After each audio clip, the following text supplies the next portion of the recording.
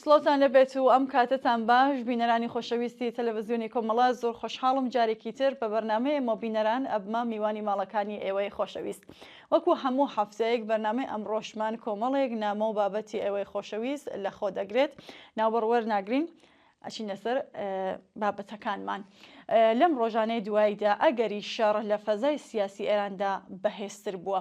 ماوەی چەند هەفتەیەکە ئەمریکا هێزەکانی لە ڕۆژهەڵاتی نێوەڕاست بەهێزتر کردووە. ڕەنگە ئەمە تەنها مانۆڕێک بێت بە ئامانجی فشارخستنە سەر کۆماری ئیسلامی بۆ واژۆکردنی ڕێکەوتنێکە نایەوێت. هەرچەند دوێنێ پێنجشەممە خۆلی سێهەمی دانوستانەکان بەڕێوەچوو بەڵام هێشتا مەترسی ئەگەری شەڕ نەڕەواتەوە. لەم ڕووەوەکە ئەگەری هێرشێکی نظامی تا ڕادەیەکی زۆر بەرز بووەوە دەرەنجامەکەی جێگەی قسەوباسێکی زۆرترە.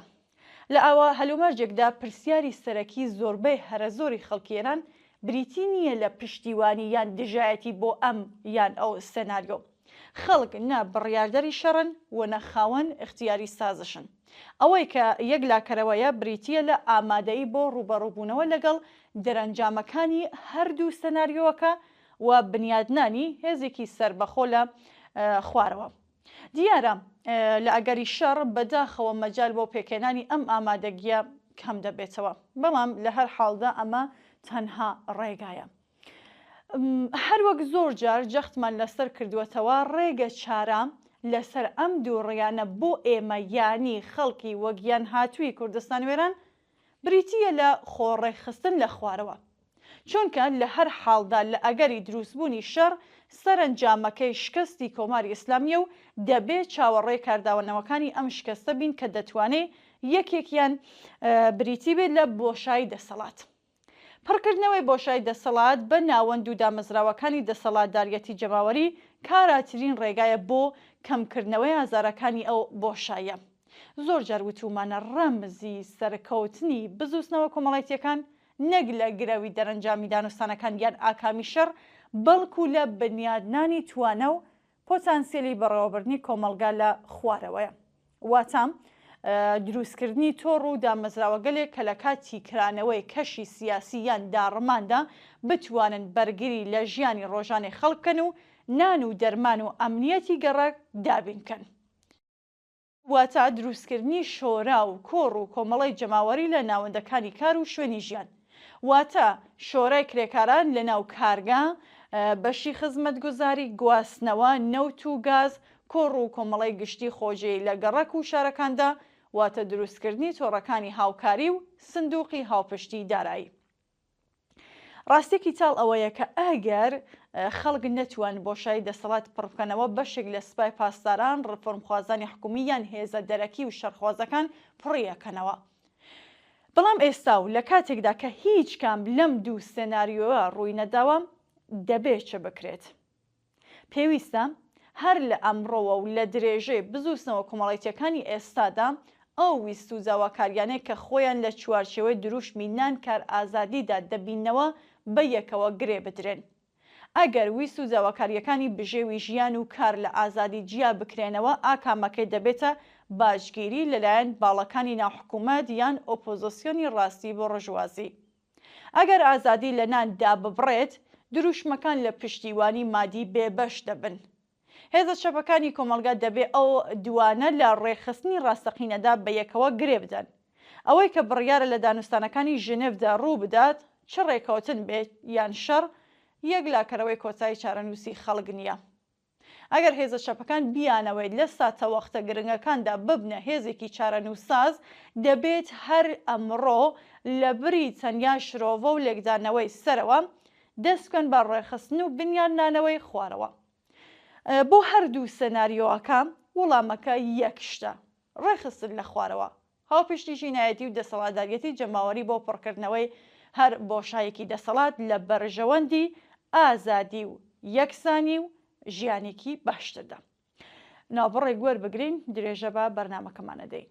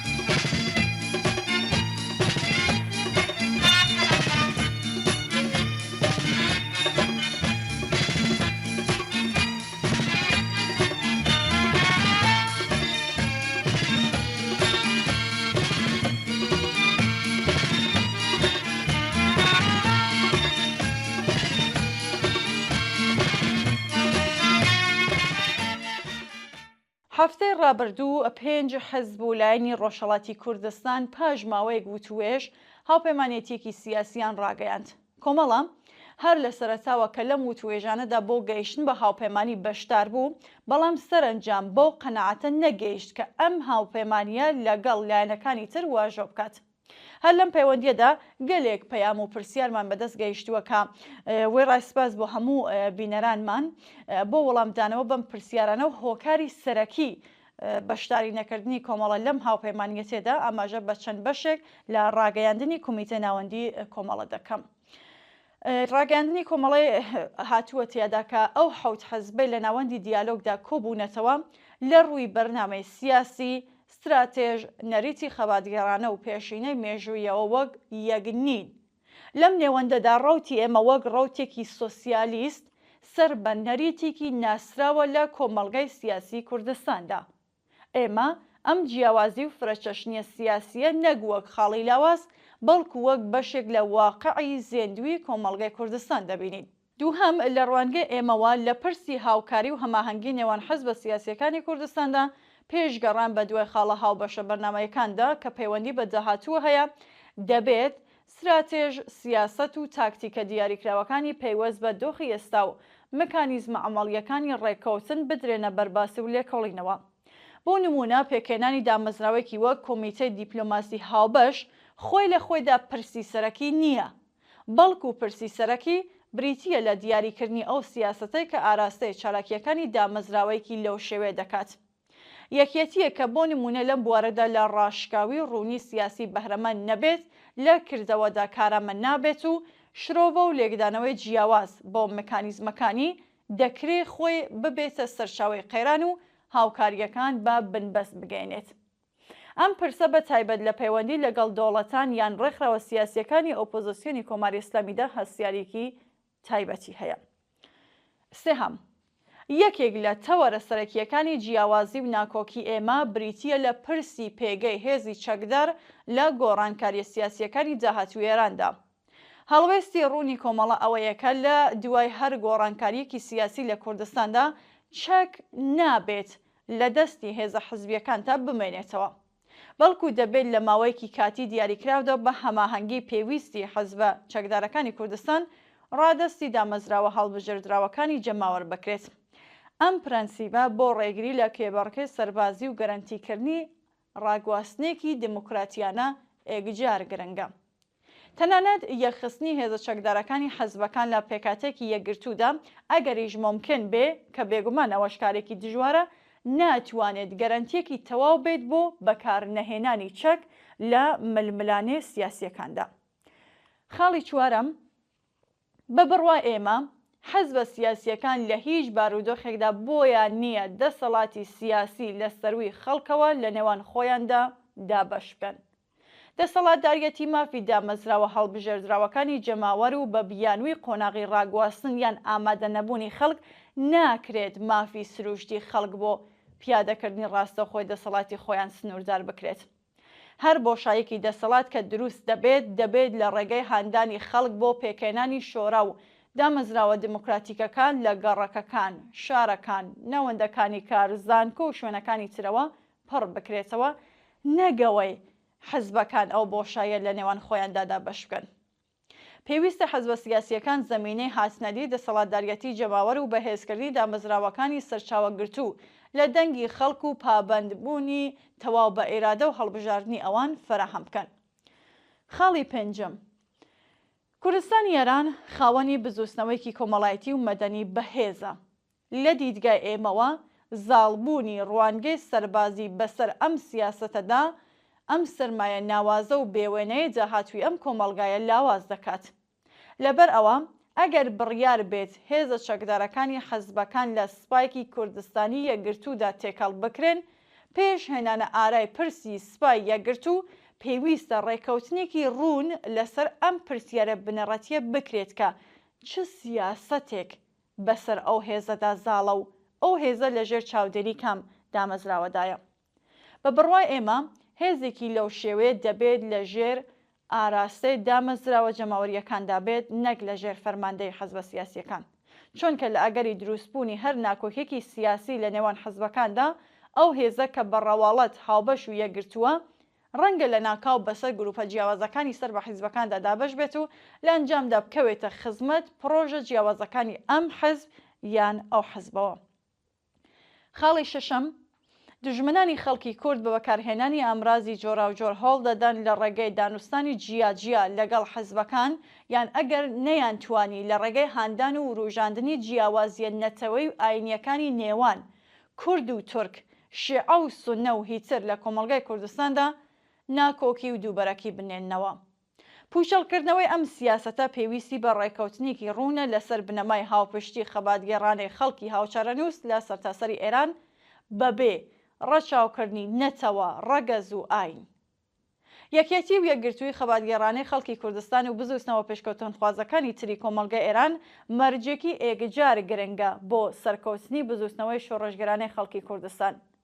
لە ڕوانگەی ئێمەوە هەر بەڵگەنامەیەکی هاوکاری دەبێت سنووربەندێکی ڕوونی لەگەڵ ڕەوتە ڕەگەزپەرست و ڕاستەوە سەرتاسەریەکان هەبێت و هاوپەیمانانی بزوستنەوەی شۆڕەشگرانەی کوردستان لە ڕێزی بزوستنەوە پێشڕەوەکانی تری سەرتاسەری ئێران لەوانە بزوستنەوەی کرێکاری، بزوستنەوەی ژنان، بزوستنەوەی خوێندکاری و بزوستنەوە پێشکەوتنخواز و ئازادیخوازەکانی نەتەوە ستەم لێکراوەکانی تردا بدۆزرێتەوە و هاوڕێیەتیان بکات.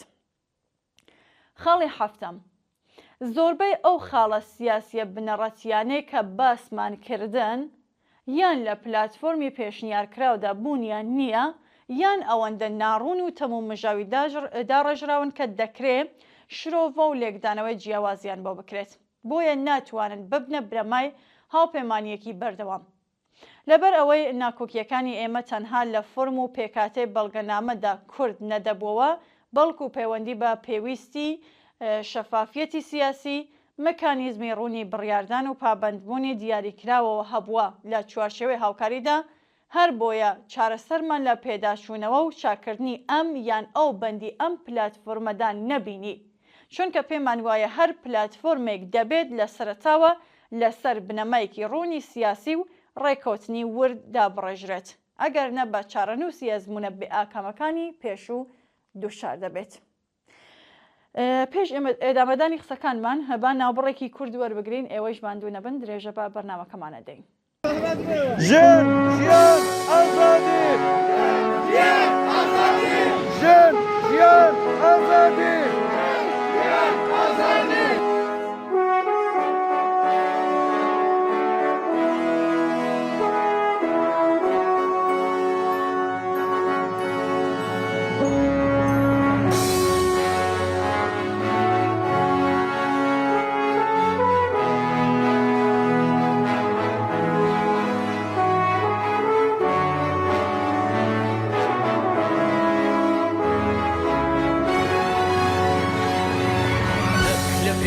دەریاکاندا لە پێناوی دڵۆ پێدانەک لە پێناو دارستاندا لە پێناوی گەڵایەکدا نەک لە پێناو دەریاکاندا لە پێناوی دڵۆ پێدا گەشتر لە چاوەکانی تۆ تۆنتر لە چاوەکانی تۆ.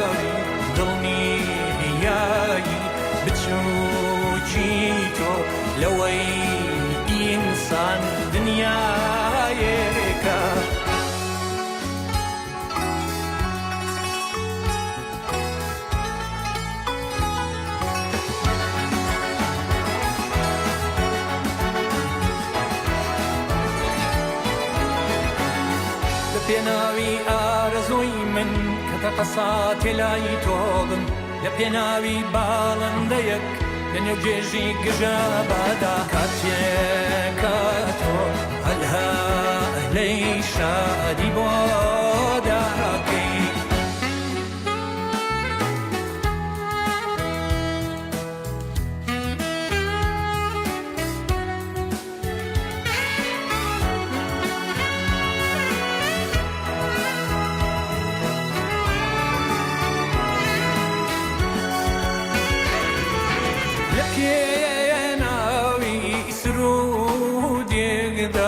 لە پێناوی چیرۆکێدا لە سارتێرین شەواکان و تاریک تێرین شەواکاندا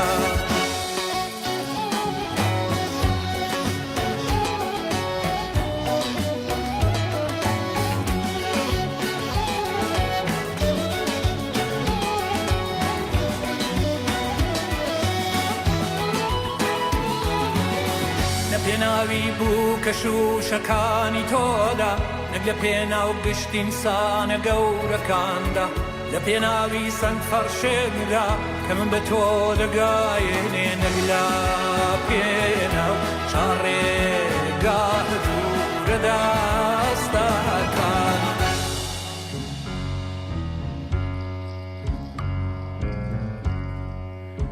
لە پێناو تو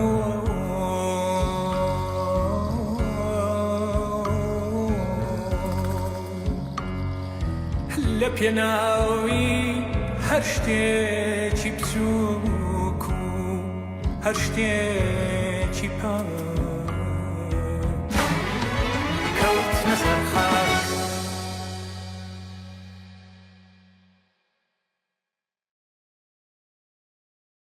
لە ئەدامەی قسەکانی پێشووماندا هەروەها پێویستە ئاماژە بۆ بکەین کە ئێمە پێکاتنی ناوەندی دیالۆگ بە هەنگاوێکی ئارێنی و پێویست و گونجاو لەگەڵ بارودۆخی هەستیاری ئێستا دەزانین.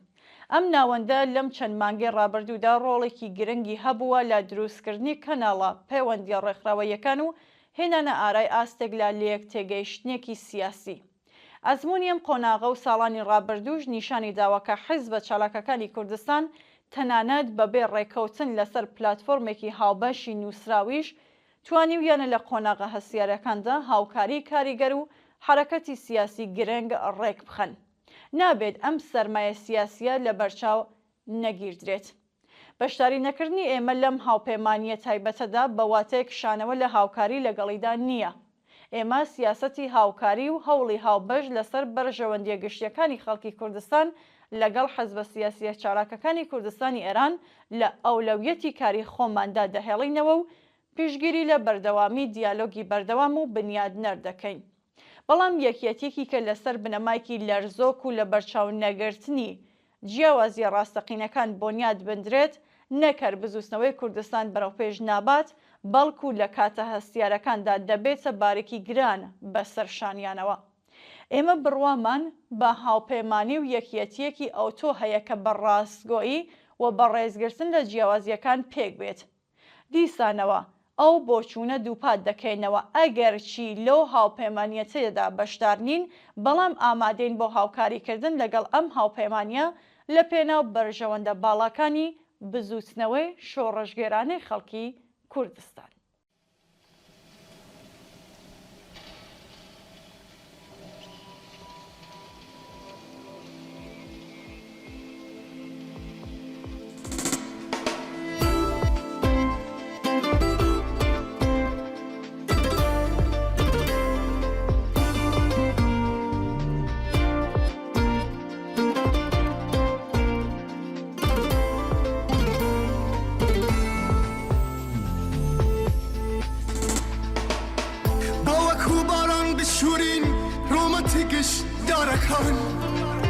چشتی دریا چین خونی ماس یخم بارکان بابا گریجی گنم رنگین بکین گشتشتکان بو هجاری سفرکان من با بخنین شیرینان بو هجاری سفرکان من با بخنین شیرینان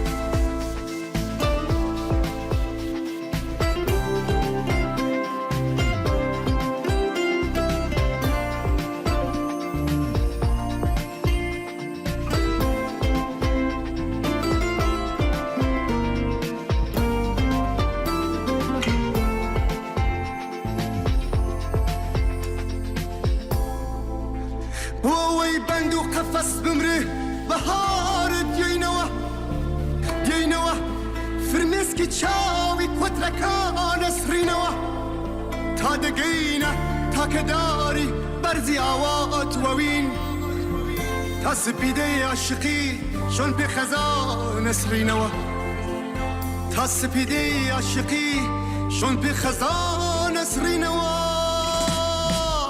تا که ڕۆژێ بێتەدی خەونی مناڵانی هەژار ڕوو لە شاری خەونەکان ئەبرینەوە گشت ڕێگەکان بۆ لامیز گرتنی خون و خەیاڵی ئاسمان پەنجەرەی ڕووناکی ئەڕوێنین لەسەر دیوارەکان پەنجەرەی ڕووناکی ئەڕوێنین لەسەر دیوارەکان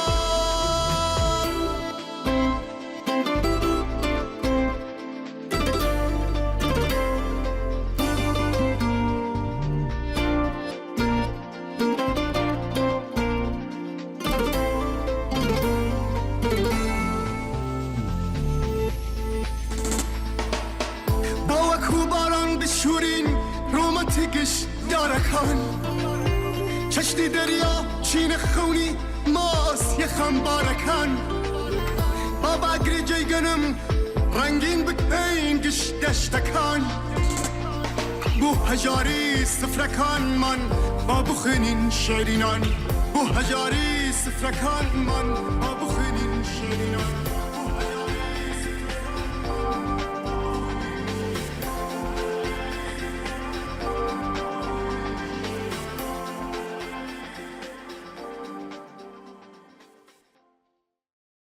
هاوڕێ نەسیم نووسیویەتی دوای جەنگی 12 ڕۆژە هیچ شتێک نەگەڕاوەتەوە بۆ دۆخی پێشووی خۆی.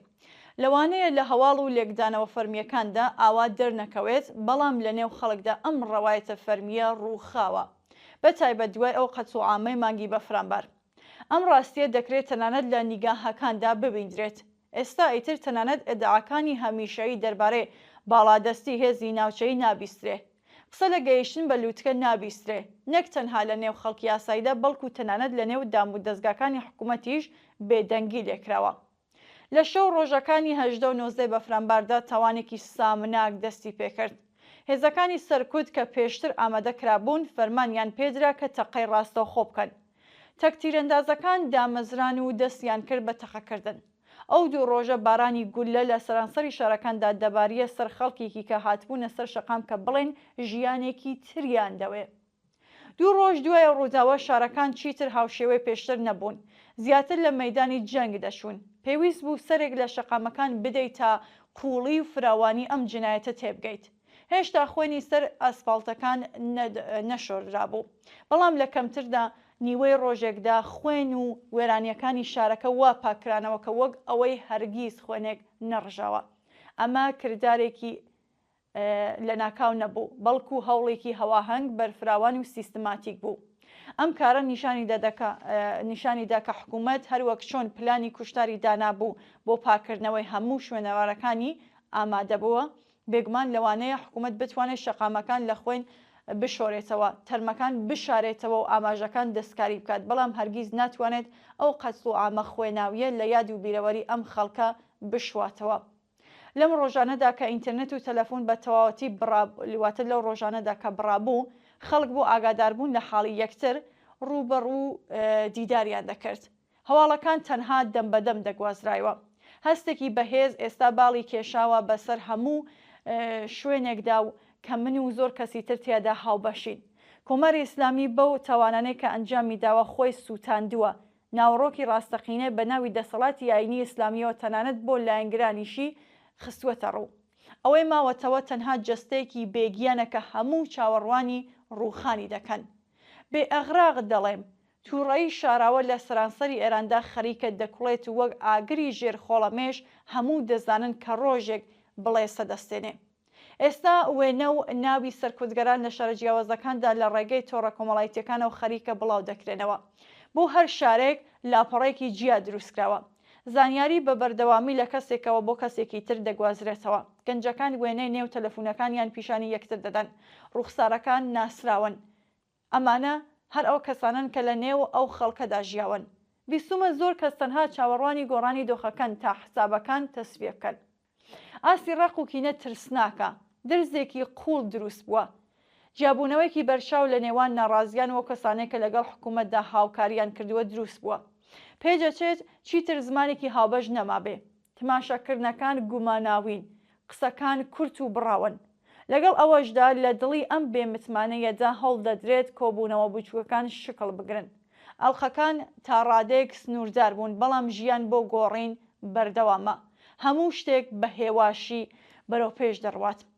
دەکرێت بە دڵنیاییەوە بوترێت کە لە زۆربەی شارەکاندا بەشێکی زۆری ئەو کەسانێک کە لە سەرکوتدا ڕۆڵیان هەبووە ناسراون. من لە ئاوازی دەنگی خەڵک تێدەگەم، ئاوازی ئەو کەسانێک کە چاوەڕوانی دەرفەتێکن کە ئەم تووڕەیە ئازاد بکات. فشاری دەرونی هەڵقوڵاو لەم کارەساتە و چاوەڕوانی بۆ کۆتایی ئەم دەورەیە تەنانەت لە فشاری ئابووری تێپەڕیوە. چاوەڕوانی بۆ گۆڕان، چاوەڕوانی بۆ کۆتایی سەرچاوەی هەموو ئێش و ئازارەکان لە پەرەسەندندایە. لەم نێوانەدا ئەگەرچی دەرونی هەر تاکە کەسێک بریندار بووە، بەڵام هەستێکی بەهێز لە ناخیدا خەریکە دەبێت بە بیر و تەکبیر و کارکردن بۆ کۆتایی هێنان بە ئێش و ئازارەکان و دەستپێکی ژیانێکی دوور لە ستەم و نابەرابەری. ئەم هێزە بە دڵنیاییەوە چاوی بڕیوەتە داهاتوویەک کە دەبێت بە دەستی خۆیان بۆنیاد بندرێ. چاوەڕوانی معجزە نین، چاوەڕوانی فریادڕاز نین، داواکاریەکانیان ڕوونە. مافی سەرەتایی، ئارامی، کەرامەت، ژیانی بێترس، بێدرۆ، بێفێڵ، زۆربەیان دەڵێن شتێکی زیاتر لەمەیان ناوێت. نە پاڵەوە، نە ڕزگارکار، نە بەڵێنە گەورەکان، تەنها هەمان ئەو شتێکە ساڵانەیەکە لێ بێبەشکراون. ئەوەیان دەوێت ژیانێکی یاسایی. لەوانەیە هەر ئەم باوەڕە سادەیە مەترسیدارترین هێز بێ بۆ دەسەڵاتی سیاسی کە بە هەموو تواناییەوە ڕێگای بەهێزبوونی دەگرێت، بەڵام لە هەمان کاتدا حەقیقەتێکی هاشا هەڵنەگر ئەوەیە کە خەریکە ئەم بیرە بەرەو پێش دەچێت.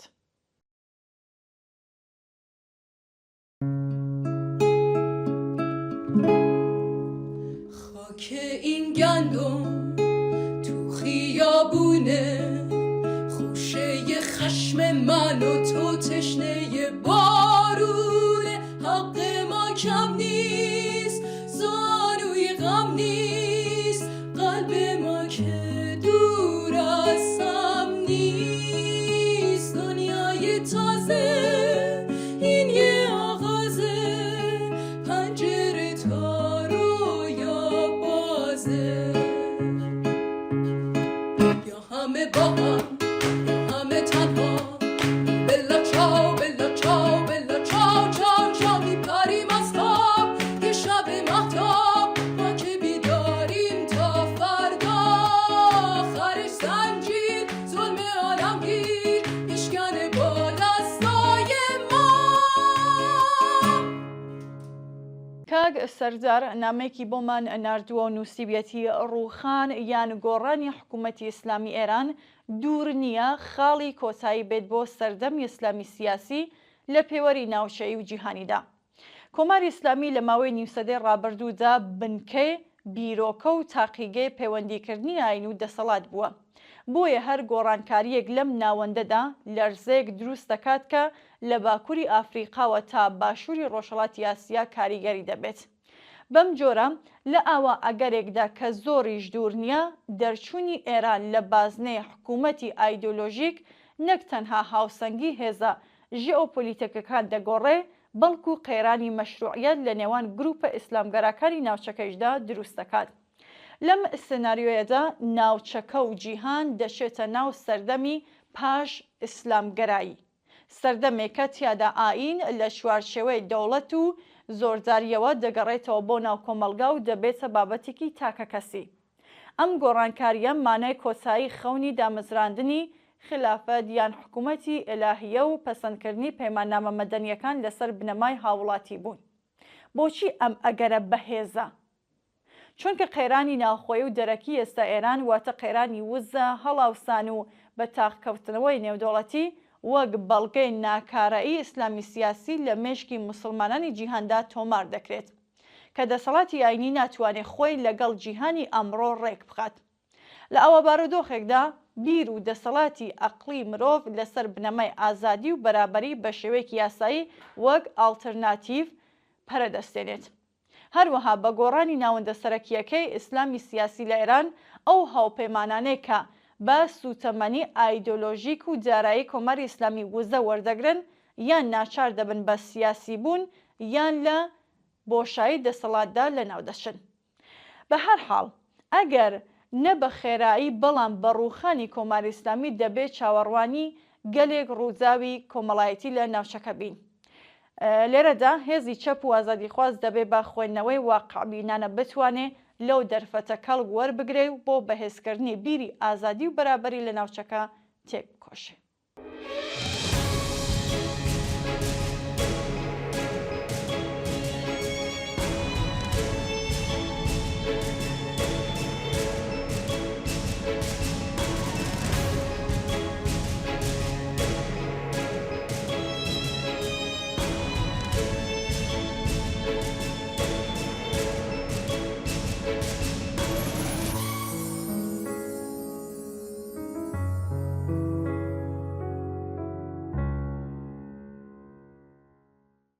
هاوڕێ ڕۆیا لە یاداشتێکدا نووسیویەتی من پێم وایە کێشەی سەرەکی لە ئێران بەتەنیا کۆماری ئیسلامی نییە، چونکە ئەگەر بەتەنیا کۆماری ئیسلامی کێشە بووایە ئەم هەموو ساڵە ئەم هەموو ڕەنج و ئازارە و ئەم هەموو هەوڵە بۆ گۆڕینی بێئاکام نەدەبوو.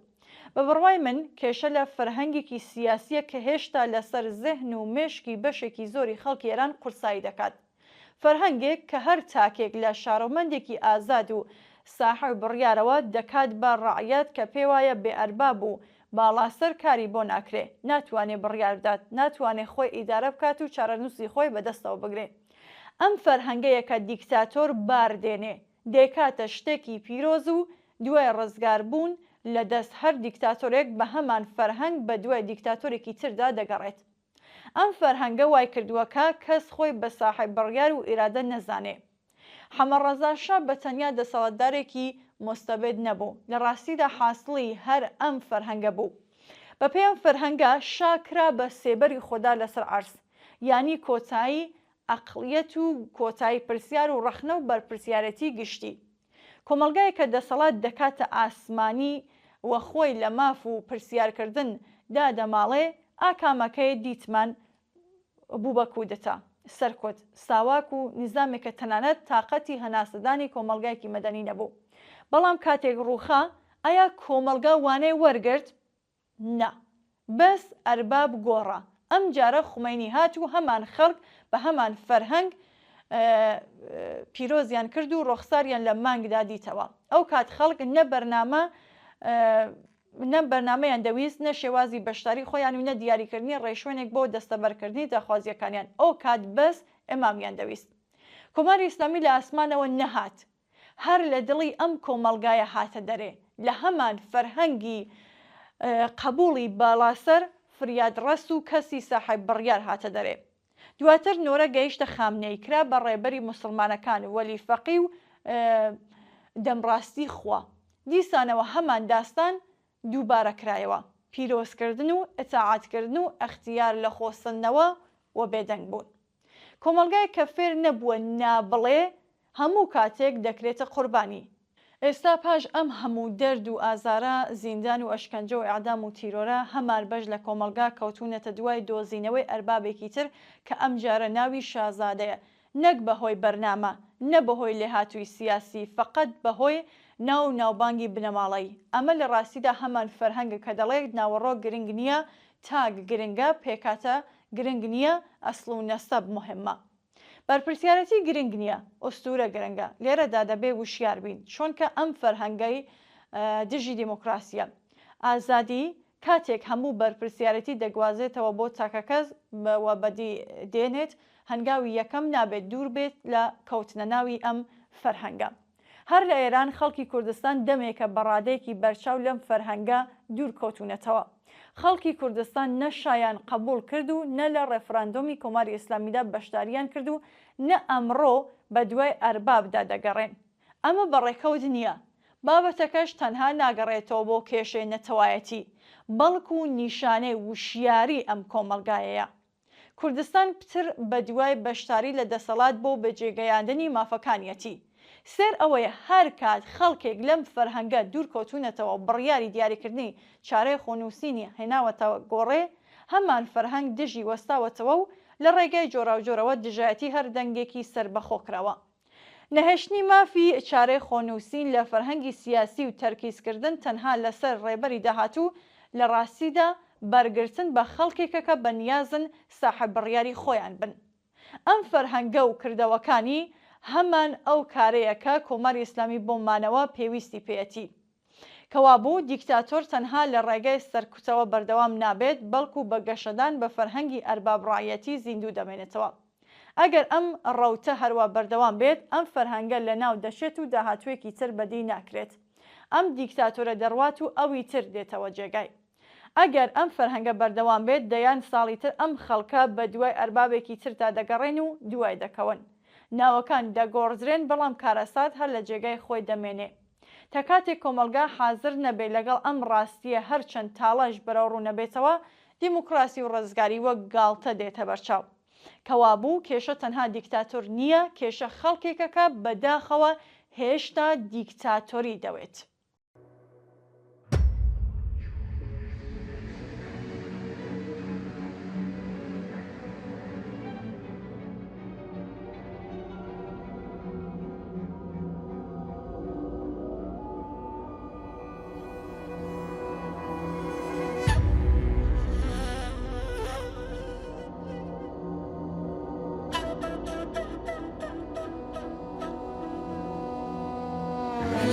کۆرپەی سەر هەڵدانە زانستگی فام و هەرمانە داوێنم فێرگەی ژیانە گڕ و گاڵی بەرخۆدانە لەیلەیەم وانەی هەبینە وانە یازایەتی ژینە ڕاهێنانی سەربەستیە ئاوازی خۆشەویستیە ئەمن ژێنم ژن ژیانە ئەلفوبێ ژین و ڤیانە ئەمن ژێنم ژن ژیانە ئەلفوبێ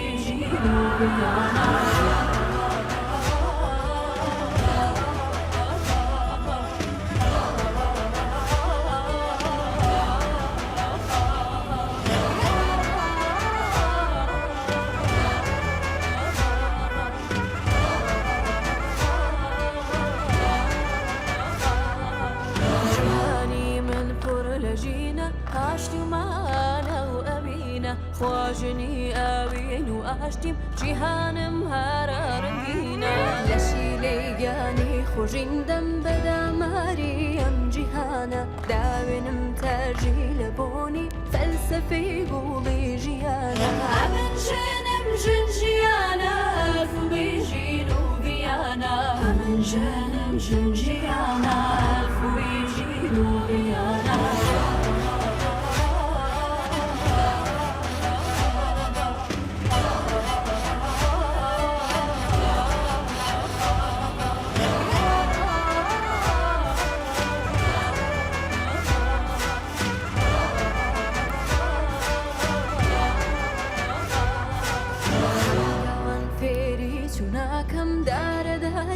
هەبوو ناکەم ئازاری ژینی نەحازی لەبەر بێتە برەوتونە لانجی کۆرپەی سەر هەڵدانە زانستگەی فام و هەرمانە داوێنم فێرگەی ژیانە گوڕ و گاڵی بەرخۆدانە ئەمن ژێنم ژن ژیانە ئەلفوبێ ژین و ڤیانە ئەمن ژێنم ژن ژیانە ئەلفوبێ ژین و ڤیانە